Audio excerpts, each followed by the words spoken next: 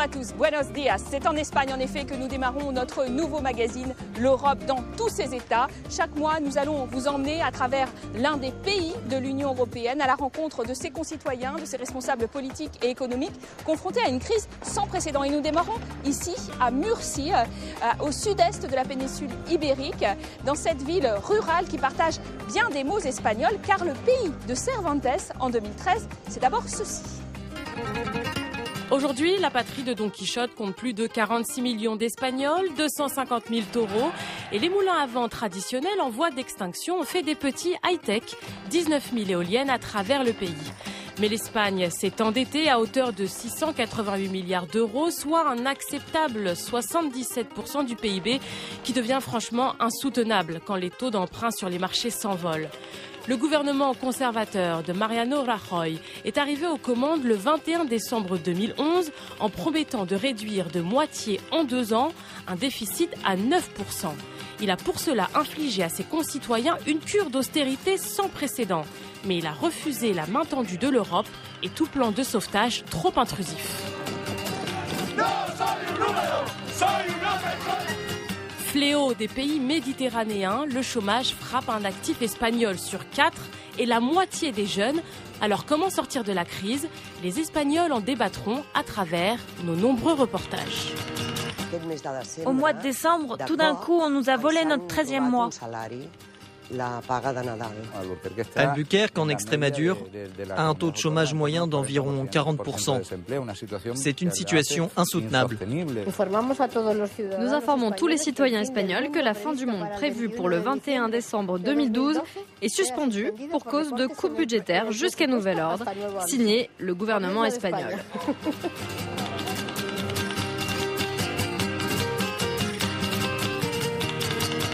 Et pour commencer, nous allons rencontrer Cristina Gutiérrez Cortines. Bonjour. Bonjour. Vous êtes députée européenne du Parti populaire européen, c'est-à-dire le Partido Popular en Espagne, celui de Mariano Rajoy qui est au pouvoir.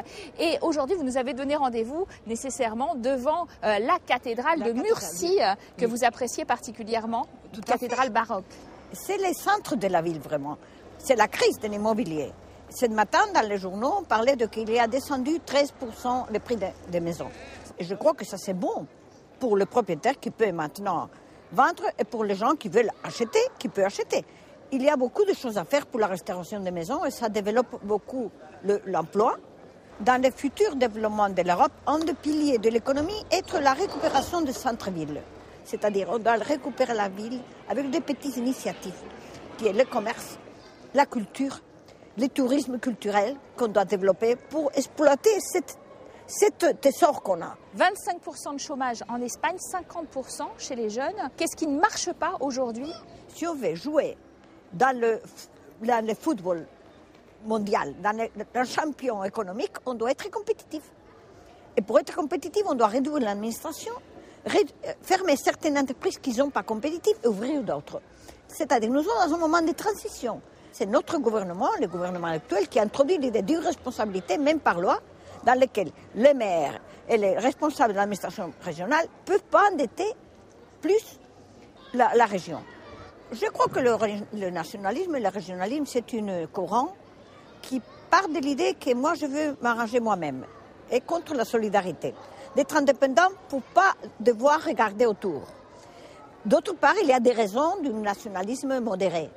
C'est normal que les gens aiment parler leur langue, aiment la culture, mais ça, c'est différent de l'idée de nous séparer pour ne pas être solidaires. Alors, si on veut éviter ce choc social et collectif, on a besoin d'une responsabilité, d'une société plus austère, du point de vue du privé et du point de vue du public. Il y a des filets de sécurité qui permettent d'endiguer les ravages de la crise. Et ce sont par exemple les grands-parents, en effet, avec leur retraite. Ils permettent parfois de faire vivre 3 générations durement touchées par le chômage. Portrait de ces grands-mères courage par notre envoyée spéciale depuis Madrid, Valérie Labonne. Comme chaque jour depuis 3 ans, Rosa vient chercher Rodrigo et Myriam à l'école de Valdemoro, une ville de la banlieue madrilène. Un trajet qu'elle fait plusieurs fois par jour pour aider un de ses 4 enfants. Depuis que ma fille s'est séparée de son mari, elle n'a plus rien. Nous avons dû l'héberger un moment chez nous, subvenir à ses besoins, ses repas. Les choses sont comme ça. Je n'ai plus 20 ans et je commence à cumuler les années et je commence à le sentir. Surtout après avoir élevé 4 enfants. Rosa fait partie de cette moitié de grands-parents qui, selon le ministère de la Santé espagnol, s'occupent quotidiennement de ses petits-enfants. Piliers de la famille, ils sont un soutien moral et financier indispensable depuis que la crise frappe leurs enfants. Entre une fille malade, une qui lui demande de garder sa petite fille et un fils au chômage, elle ne sait plus où donner de la tête. Je ne peux pas disposer de moi, de mon temps, de ma vie, d'aller et venir comme je le souhaiterais. Je dois d'abord attendre ce qu'on va me demander. Je passe en dernier pour tout. Issue d'une famille modeste, Rosa ne s'attendait pas, après tant d'années d'efforts, à consentir autant de sacrifices. J'ai élevé 4 enfants et je ne vivais pas dans l'abondance, mais j'étais heureuse. Aujourd'hui, j'aimerais tellement qu'il n'ait besoin de rien, qu'il ne soit pas au chômage. Ça me fait beaucoup de peine pour mes enfants et pour les jeunes en général. Ils le vivent mal, très mal. À 68 ans, cette deuxième vie de labeur a un impact sur sa santé. Il y a quelques mois, épuisée à cause d'un cœur fragile, elle a eu les premiers signes d'alerte. L'amour de ses petits-enfants l'a fait tenir malgré tout. Ces goûters sont trop bons. Je crois que son secret, c'est l'amour. La nuit tombe sur Madrid. Pilar joue au football avec son petit-fils Mario. Mamie dévouée, elle est aussi membre des Yayo Flautas, la section 3e âge des indignés. Elle manifeste dès qu'elle le peut pour soutenir les jeunes dans leur combat. Nous avons vécu sous une dictature, nous savons ce que c'est que de lutter pour obtenir la démocratie. Nous avons lutté pour vivre mieux, nous ne voulons pas revivre cela, hors de question de revenir 30 ans en arrière, nous ne voulons pas reculer et ce gouvernement nous ramène en arrière. Issue d'une fratrie de 9, où seuls les garçons faisaient des études, Pilar a tout fait pour que ses 3 enfants aient un diplôme. Les jeunes Espagnols sont aujourd'hui la génération la plus diplômée et pourtant la moitié d'entre eux sont au chômage. J'ai fait des sacrifices pour qu'ils puissent bien gagner leur vie. Ils ont fait plein de choses, ont eu des masters et cela ne sert à rien. Ils ont des salaires de misère et quand ils en ont un, ce sont des mileuristas, ceux qui gagnent 1 000 € par mois. C'est le cas de son fils Miguel, employé dans une agence de voyage, et sa belle-fille Virginia, agent de contrôle dans un laboratoire.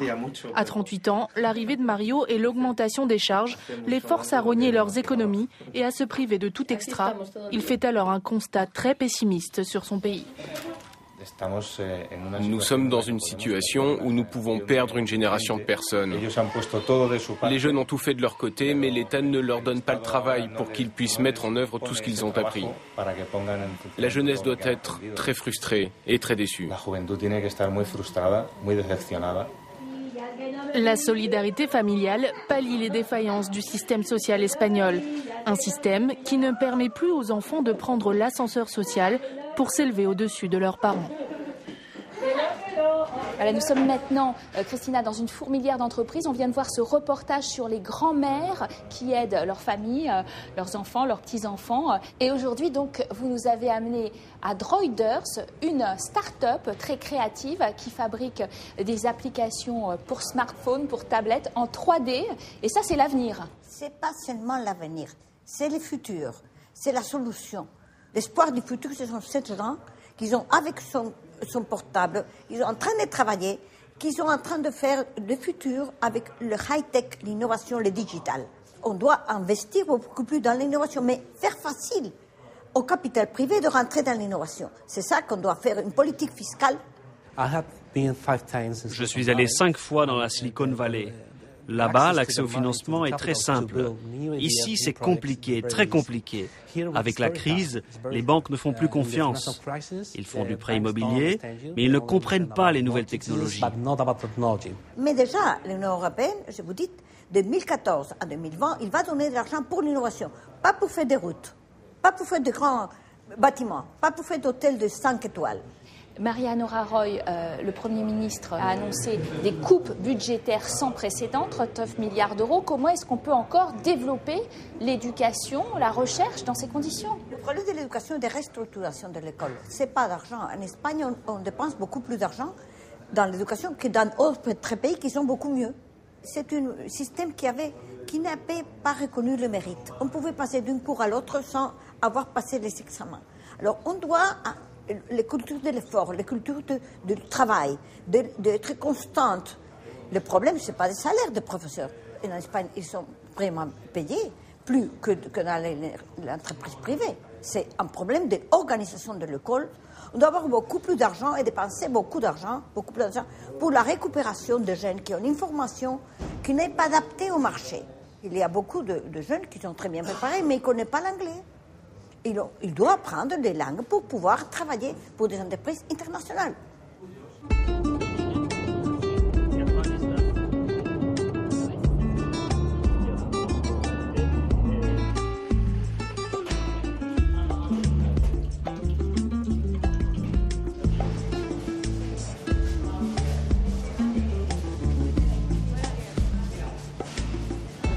Vous nous avez amené naturellement à la grande entreprise El Pozo, fondée il y a 50 ans, qui fabrique du jambon. C'est tout le symbole de l'Espagne d'ailleurs, le jambon. Hein. Vraiment. Elle est bon pour la santé, elle est une grande qualité, elle a 3 ans de préparation. Et le jambon, on peut dire qu'il ne connaît pas la crise.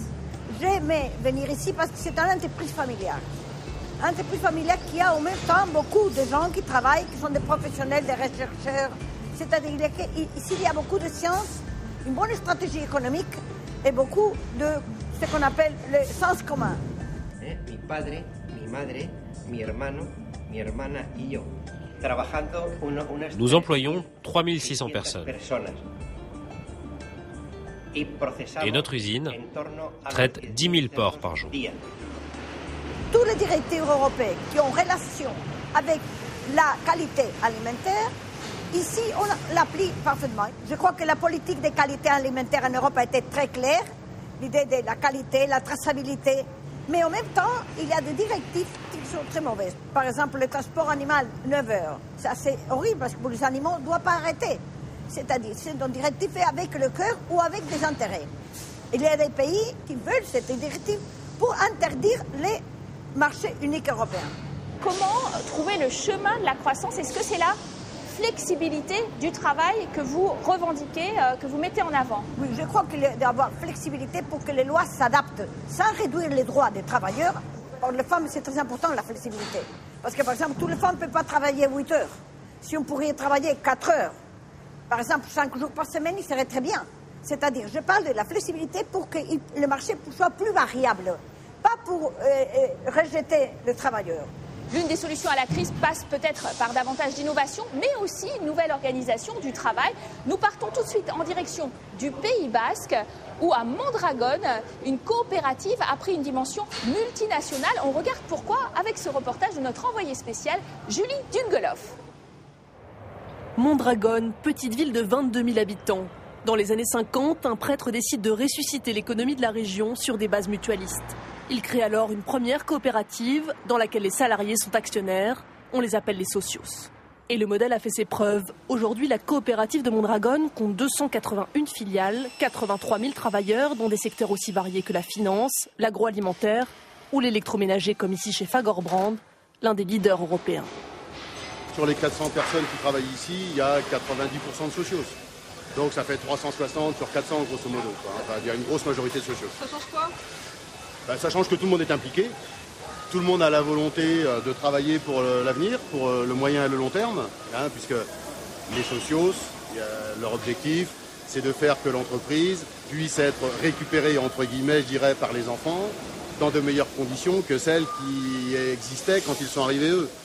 Et chaque socio détient un droit de vote et des parts dans l'entreprise. Toutes les décisions importantes sont prises collectivement, mais en ces temps de crise, les socios partagent davantage les pertes que les bénéfices. Il y a peu, nous avons dû revoir nos prévisions de vente à la baisse. Et la conséquence, c'est qu'avec tous les socios, on a décidé de baisser un peu nos salaires. Ça a été une décision très importante que nous avons prise ensemble, parce que la situation est vraiment dure. Autre principe de la coopérative, maintenir l'emploi au sein du groupe. Plutôt que d'être licenciés, les salariés sont transférés d'une filiale à une autre en fonction des besoins et le groupe sous-traite très peu. Le groupe fait travailler ses socios plutôt que de faire appel à des sous-traitants et de transformer, comme d'autres entreprises, cette charge de travail en coût variable. Donc ça permet de résister à la crise bien sûr, beaucoup mieux qu'une entreprise qui n'a que pour objectif de rémunérer un actionnaire. Ici, l'actionnaire, il travaille, il se rémunère par le travail qu'il produit. Donc c'est une différence fondamentale. S'il y a un peu moins de travail, il est évident que chacun va se le partager. À l'heure où les salaires des patrons européens défraient la chronique, à la direction de Mondragon, les revenus ne peuvent pas excéder 6 fois la plus basse rémunération. Et dans ces bureaux, on réfléchit à de nouvelles stratégies pour résister à la crise. Ce que nous ne faisons pas, c'est nous ne délocalisons pas. Okay? Délocaliser, c'est prendre un actif industriel ici, les ramener à un autre pays, en détruisant l'emploi dans les pays d'origine.